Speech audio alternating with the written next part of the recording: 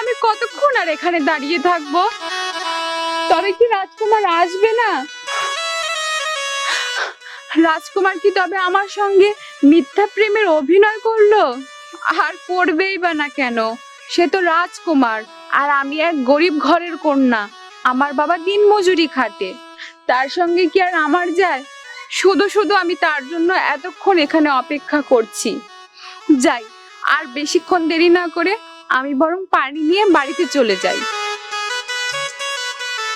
মালা, তোমার পিছন হতে আমি সব কথাই শুনতে পেয়েছি।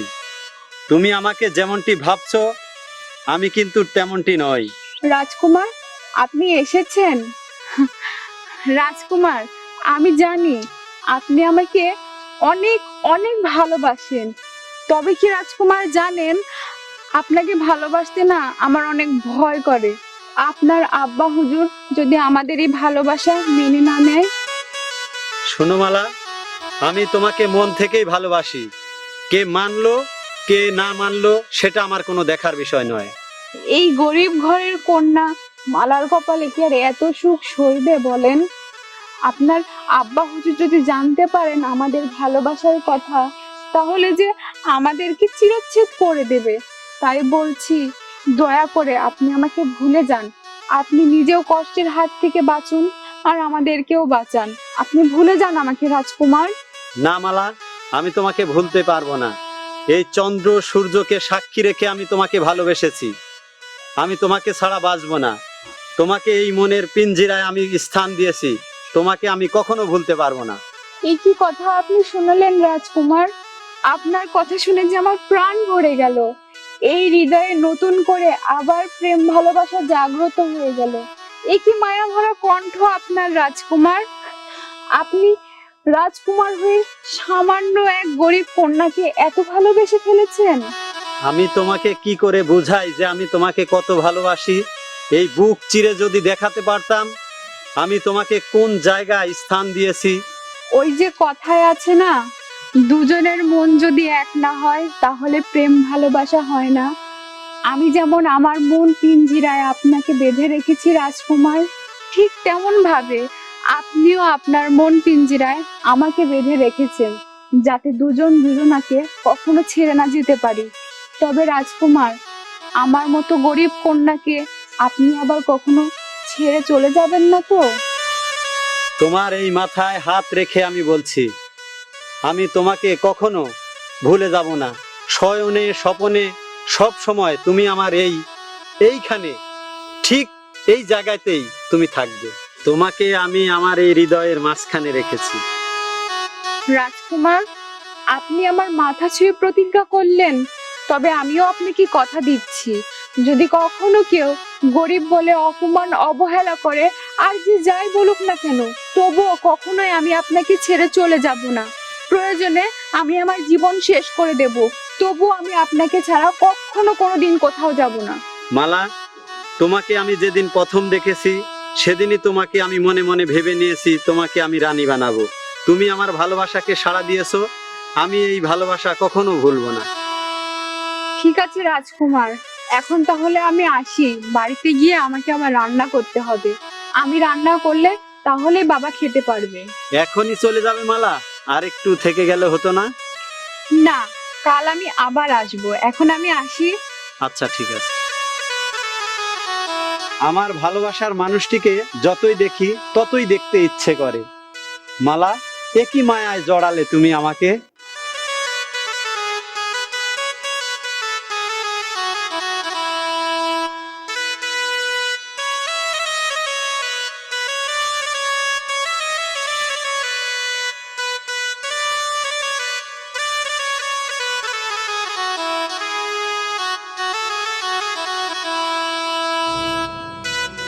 রে মালা, কোথায় থেকে আসছিস এমন হেইলা দুইলা মাজা দুলাইয়া? তোকে না যত দেখছি ততই আমি আশ্চর্য হয়ে যাচ্ছি। দিন যাচ্ছে তুই যে আরো রূপবতী হয়ে উঠছিস। আমি হেলিয়া দুলিয়া কোথায় গিয়েছিলাম, আমার কাঙ্ক্ষে কলস দেখে তুই বুঝতে পারছিস না যে আমি কোথায় থেকে আসছি? আর কি বললি, আমি দিন দিন সুন্দরী হয়ে যাচ্ছি? তো সুন্দরী হব না তোর মতো বান্দর হব নাকি আমি? হ্যাঁ শোন, তুই দিন দিন বড় হচ্ছিস, আর তোর বুদ্ধি কি লোপ পাচ্ছে নাকি? হ্যাঁ, কি বললি তুই মালা? দিন দিন আমার বুদ্ধি লোপ পাচ্ছে। তোর কথা শুনে আমি হাসবো না কাঁদবো আমি বুঝে উঠতে পারছি না। শোন মালা, এই গ্রামে এই আমার মতো নজন পুত্র একটাও আছে নাকি তুই বল? একমাত্র তোকে শাদি করলে আমি করতে পারি, আর আমার মতো যোগ্য পুত্র তুই আর কোথাও পাবি না। কি বললি তুই? তুই জোয়ান? তাহলে তোর চাইতে জোয়ান যে পুত্রগুলো আছে তারা কি গলায় ফাঁস নিবে নাকি? হ্যাঁ, রাম ছাগল কোথাকার, ভেড়া গরু, যা ভাগ এখান থেকে। মালা, তোর কথা শুনে আমার মনে হচ্ছে তুই আমাকে অপমানজনক কথা বললি। আর কি বললি? আমি রাম ছাগল, আমি ভেড়া? শোন মালা, এই গ্রামে আমার মতো নজন পুত্র তুই আর একটাও খুঁজে পাবি? আর তুই একটা নেকড়ি হয়ে এই বাঘের সঙ্গে পাঞ্জা নিচ্ছিস। তাই ভালোই ভালোই বলছিলাম তুই সব বাদ দিয়ে আমাকে শাদি করে নে। ওরে আমার বাগে, যে কিনা রাস্তা দিয়ে হেঁটে যেতে লাগলে উচুট খেয়ে পড়ে যায়, সে আবার নিজেকে বাঘ মনে করে। এই, তোর চেহারাটা কি তুই আয়না দিয়ে কখনো দেখেছিস? মফিস কোথাকার। আমি আমার এই চেহারাটা আমি দিনে আয়নায় 20 বার দেখি, আর নিজেকে সবসময় বাঘ বলেই মনে করি। আর তোর মতো ফকিরনি যে এই বাঘের সামনে দাঁড়িয়ে কথা বলছিস, এটা তোর সৌভাগ্য। আমার সামনে দাঁড়িয়ে কথা বলছিস জন্য তাই আমার ভাগ্য খুলে গেছে? হায় রে আমার ভাঙা কপাল!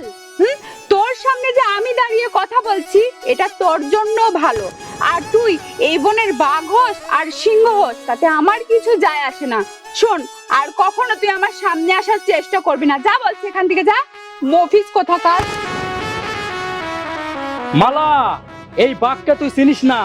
এই বাঘের থাবা তুই যেদিন খাবি সেদিন তুই বুঝবি এই রমেশ কি জিনিস।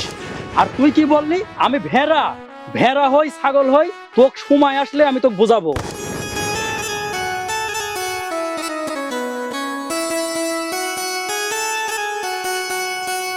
মা মালা, মালা, কোথায় গেলি রে মা? আমি এই কন্যাটাকে নিয়ে আর পারি না।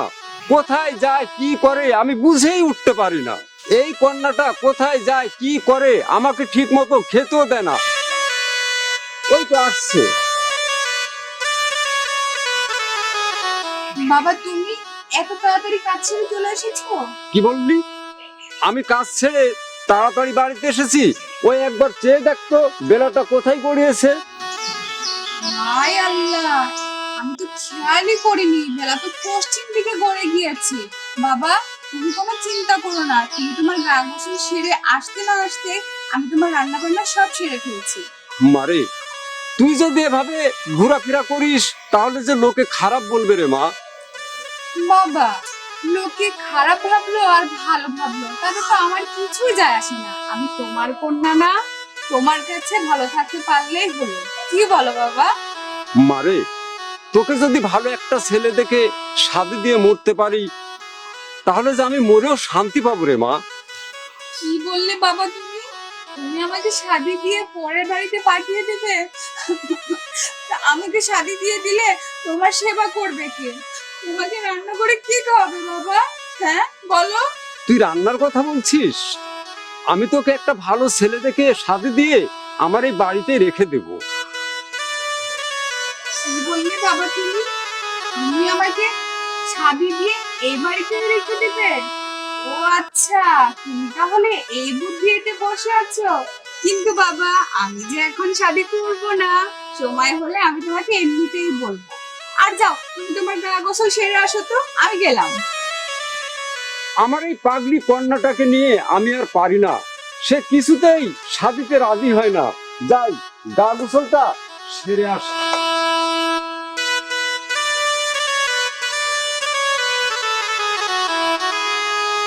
মালা আমার মন প্রাণ কেড়ে নিয়েছে।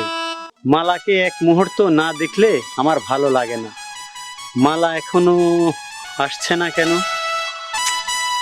তাহলে মালা কি আসবে না? ওই তো মালা আসছে। এই তোমার আসার সময় হলো মালা। আমি সেই কখন থেকে তোমার জন্য এখানে অপেক্ষা করছি। ও আচ্ছা, আপনি আমার জন্য এইখানে অপেক্ষা করছিলেন? দেখেছেন রাজকুমার, অপেক্ষার প্রহর কতটা কঠিন হয়। এটা শুধু তাই নয় যে আপনি আমার জন্য অপেক্ষার প্রহর গুনেন, অপেক্ষার প্রহর কিন্তু আমি নিজেও গুনি। জানো মালা, তোমাকে এক মুহূর্ত না দেখলে আমার এই মনটা কেমন আনছান আনছান করে। আনচান আনচান করে? শুধু কি আপনারই মনটা আনচান আনচান করে রাজকুমার? আমিও যদি আপনাকে এক মুহূর্ত না দেখতে পাই তাহলে আমারও না রাতে ঘুম হয় না। আমি সারাটা রাত উঠবস করে কাটিয়ে দেই। আপনাকে ছাড়া যে আমার কিছুই ভালো লাগে না। রাজকুমার, আপনি আমাকে একই জ্বালায় ফেললেন। তুমি শুধু রাত জেগে আমার কথা ভাবো, আমি বুঝি চিন্তা করি না? তোমার কথা ভেবে ভেবে রাতে আমারও ঘুম হয় না। আমার কথা ভেবে আপনারও রাতে ঘুম হয় না, আপনার কথা ভেবে আমারও রাতে ঘুম হয় না। তাহলে আমরা এভাবে আর দূরে না থেকে আমরা একে অপরকে শাদী করে নিয়ে এক হয়ে যাই রাজকুমার। কারণ আপনাকে ছাড়া যে আমি আর একা থাকতে পারছি না, আমার যে ভীষণ কষ্ট হচ্ছে রাজকুমার। তোমার আমার দুজনেরই দিন রাত চোখে ঘুম আসে না। তোমাকে আমি কি করে শাদী করে রাজমহলে নিয়ে যাব? রাজকুমার, আমরা কিভাবে দুজন দুজনকে শাদী করব এই বুদ্ধি তো আমারও মাথায় আসছে না। তবে কি আপনার সঙ্গে আমার শাদী হবে না? শুধু শুধু দুজনে মিছে মায়ায় ভালোবাসায় জড়ালাম, তবে কি আমাদের এই কিরণমালার ভালোবাসা পূর্ণতা পাবে না রাজকুমার? একটা বুদ্ধি করলে কেমন হয়? কি বুদ্ধি রাজকুমার শুনি? তোমার বাবাকে বলে আমাদের দুজনের শাদীর কাজটা সেরে নিলে কেমন হয়? ওরে বাবা, আমি আমার বাবাকে আমার শাদীর কথা বলবো? আমার বাবা আমাকে আস্তই রাখবে না রাজকুমার। তুমি কোনো চিন্তা করো না মালা। আর আমাদের শাদীর ব্যাপারে তোমার বাবার সঙ্গে কোনো কথা বলো না। আমি আগামীকালকে তোমাদের বাড়িতে এসে তোমার বাবার সঙ্গে কথা বলবো। আমার যে বড় ভয় করছে রাজকুমার, আমার বাবা যদি আমাদের শাদীর কথা না মানে তাহলে কি হবে রাজকুমার? আমি এই রাজ্যের রাজপুত্র, তোমার বাবা আমার কথা মানবে মালা, অবশ্যই মানবে। ঠিক আছে রাজকুমার, আপনার যেটা ভালো মনে হয় আপনি সেটাই করেন, আমি আর কি বলবো। আচ্ছা রাজকুমার, এখন তাহলে আমি আসি। এখনই চলে যাবে মালা? রাজকুমার, কালকে আমার বাড়ি ফিরতে অনেক দেরি হয়ে গেছিল, পরে আমি বাবাকে ঠিক সময় মতো খানা দিতে পারিনি। আজকে আমি আসি রাজকুমার। আচ্ছা ঠিক আছে। আচ্ছা রাজকুমার। মালা, যতদিন না তোমাকে আমি রাজমহলের রানী বানাচ্ছি ততদিন পর্যন্ত আমার শান্তির কোনো ঘুম নেই। যাই, আগামী কালকে তো আবার আসতেই হবে।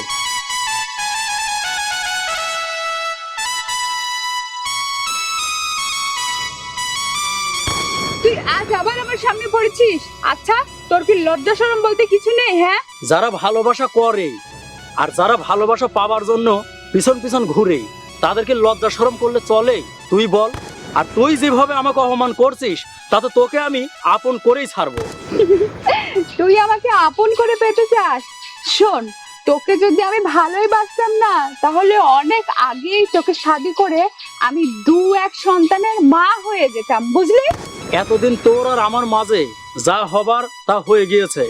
এখন তোর মনটা নরম করে তোর বুকের মাঝে আমাকে একটু জায়গা দে না মালা। দেখ, আমি তোকে ভালোবাসি, তুই আমাকে আপন ভেবে আমাকে শাদী করে নে না মালা। আমি তোকে ভালোবেসে আমার মনের মাঝে ঠাঁই দেব, এটা তুই ভাবলি কি করে? হ্যাঁ, তোর মাথা মনে হয় একবারেই গেছে। আমি তোর এই হাত ধরে বলছি, তুই ভালোবেসে আপন করে আমাকে শাদী করে নে না। আমি তোকে শাদী করতে চাই মালা। তুই আমার হাত ধরিস? তোর এত বড় সাহস! তুই কখনো আমাকে আর ছোঁয়ার চেষ্টাও করবি না, নইলে তোর পিণ্ডের খবর করে ছাড়বো আমি। তুই কিন্তু ভালো করে জানিস আমি কি জিনিস। আমি তোকে চিনি, জানি তুই কি জিনিস, তারপরও আমি তো তোকে খুব ভালোবাসি। দেখ মালা, তোর এই মুখটা আমি ভুলতে পারছি না। তুই একটু এই বাক্যে সময় দে না মালা। তুই আবার নিজেকে বাদ বলছিস? তোর সাইজ তুই কখনো দেখেছিস? হ্যাঁ, শোন, তুই আমার পিছু না ঘুরে অন্য গ্রামের একটা কন্যা দেখে শাদী করে নে, তাতে তোর জন্য ভালো হবে। কারণ আমার পিছনে তুই যদি সারা জীবনও ঘুরিস তাতে তুই কখনো আমাকে শাদী করতে পারবি না। ফাজিল কথাকার। মালা, তোকে আমি শাদী করেই ছাড়বো। না না, এভাবে আমাকে থাকলে হবে না। ওর বাবার সঙ্গে আমার কথা বলতে হবে। ওর বাবাকে বলে যেভাবেই হোক মালাকে আমার শাদী করতেই হবে, কারণ আমি মালাকে ছাড়া বাঁচবো না। মালা, মালা, কই গেলি রে মা? এই দেখ, আমি অনেক বাজার করে এনেছি। না, এই কন্যাটাকে নিয়ে আর পারলাম না। একটা ভালো ছেলে দেখে শাদী দিতে পারলে আমিও বেঁচে যাই। কি বাবা, আজকে আবার তুমি কাকে শাদী দিয়ে দিচ্ছ? কেন, তোকে শাদী দেব? দেখ মা, তোর শাদীর বয়স হয়েছে, আমারও বয়স শেষের দিকে, তাই তোকে ভালো একটা ছেলে দেখে সাথ দিয়ে মরতে পারলে আমিও বেঁচে যাই। ও আচ্ছা, আমি বুঝতে পেরেছি। আমি তোমার কাছে অনেক বোঝা হয়ে গেছি, তাই না?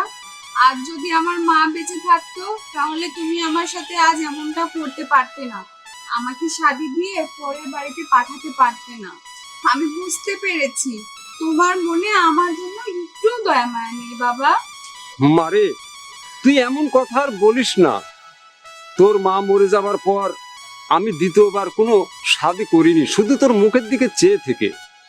বাবা, আমি সব জানি।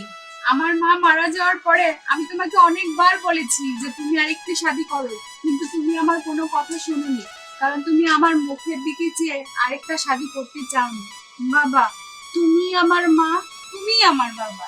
আমি যদি তোর বাবা মা হয়ে থাকি তাহলে তুই আমার কথা শুনছিস না কেন মা? তুই কি তাহলে অন্য কোনো ছেলেকে ভালোবাসিস? তুই আমাকে খুলে বল। মিথ্যা বলবো না বাবা, তবে সময় হোক তোমার কাছে সবটাই বল। তাহলে বল মা, কে সে ভাগ্যবান ছেলে যে আমার কন্যাকে শাদি করবে? বলবো বাবা, সময় হোক, সময় হলেই বুঝতে পারবে তোমার ভাগ্যবতী কন্যাকে কোন ছেলে ভালোবেসে শাদি করতে চাচ্ছে।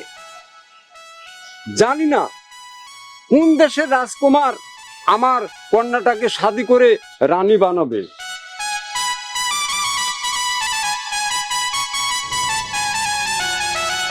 চাচা, চাচা, চাচা বাড়িতে আছেন? চাচা, চাচা, বাবা রমেশ, তুমি কি মনে করে এই গরিবের বাড়িতে? চাচা, আমি আপনার বাড়িতে এমনি এমনি আসিনি, খুব জরুরি একটা কাজে এসেছি। তা কি জরুরি কাজে এসেছো বলো বাবা আমাকে। বিষয়টা নিয়ে বাবাকেই পাঠাইতাম, কিন্তু বাবা যদি রাজি না হয়, তাই আমার নিজের শাদীর প্রস্তাব নিয়ে আমি নিজেই এসেছি আপনার কাছে। শাদীর প্রস্তাব? তা কার শাদীর প্রস্তাব নিয়ে তুমি আমাদের বাড়িতে এসেছো, একটু খুলে বলো। আমার সাথে আপনার কন্যা শাদীর প্রস্তাব নিয়ে আমি আপনার কাছে এসেছি।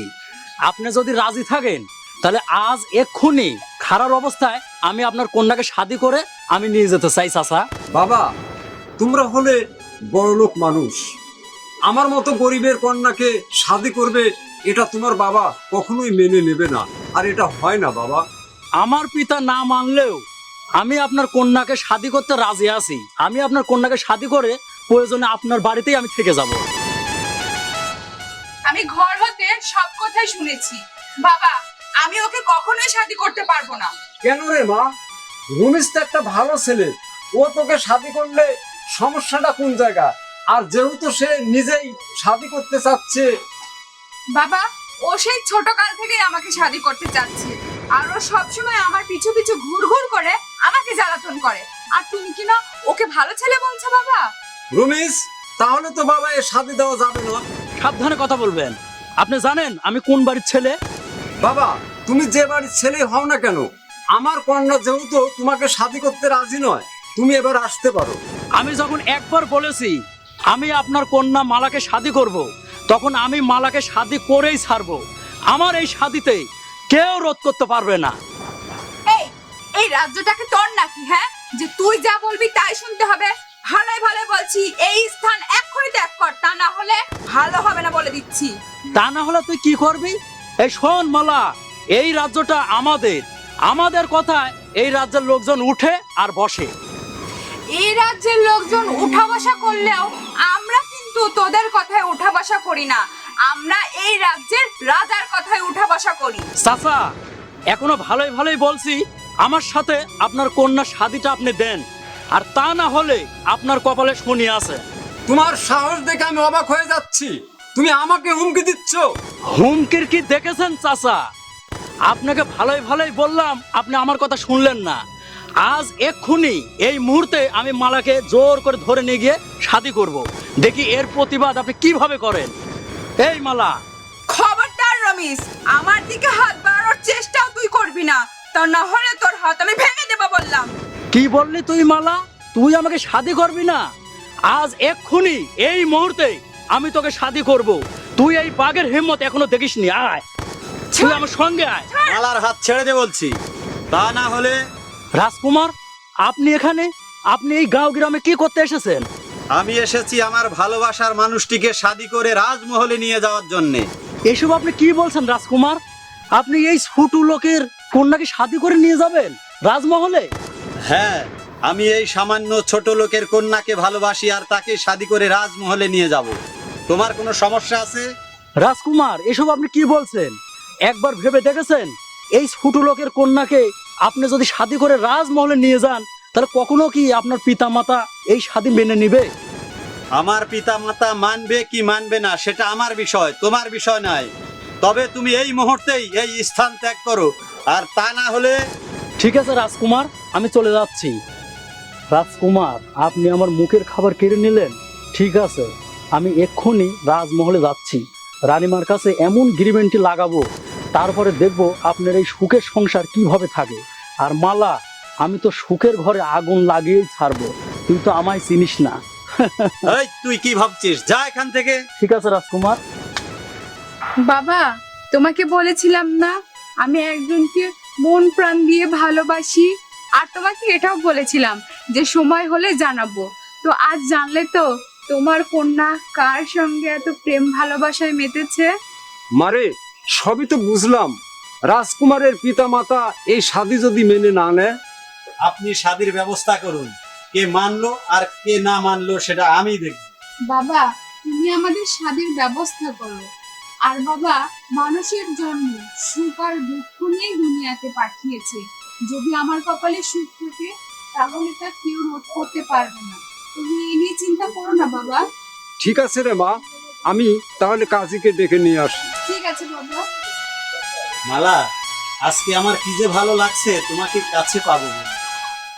রাজকুমার, শুধু কি আপনারই ভালো লাগছে? ভালো তো আমারও লাগছে। দেখলে মালা, পবিত্র ভালোবাসা কখনো বিফলে যায় না, আর এই কিরণমালার প্রেম কখনো মিথ্যা হতে পারে না। ঠিক বলেছেন রাজকুমার, পবিত্র ভালোবাসা যদি কেউ করে থাকেন আল্লাহ তা পূরণ করে দেন। ঠিক বলেছো মালা, কিরণমালার প্রেম কেউ কখনো রোধ করতে পারেনি। পারবেও না।